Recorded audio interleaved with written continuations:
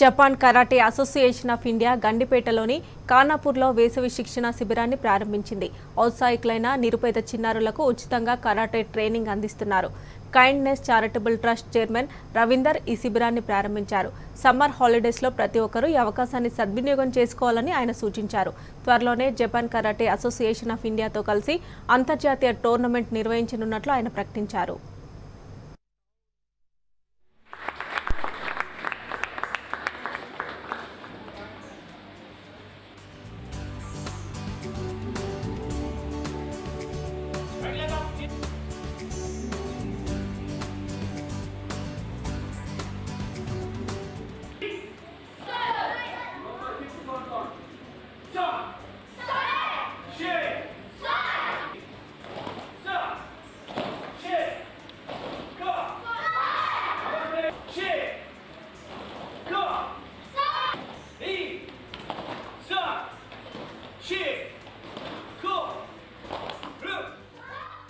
Kindness charitable trust Dayanand మాస్టర్కు ప్రతి దగ్గర ఎక్కడైతే రిక్వైర్మెంట్ ఉందో అక్కడ సపోర్ట్ చేస్తూ పేద పిల్లలకు ఆర్ఫన్స్కు ఫ్రీలో కరాటే కోచింగు, కరాటే కాస్ట్యూమ్ ఏదైతే డ్రెస్ ఉంటుందో ఇవన్నీ కూడా వాళ్ళకు ఇవ్వడం జరుగుతుంది.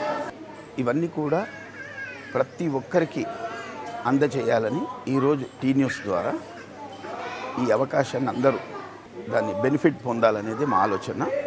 గతంలో 2 టోర్నమెంట్స్ చేశాము.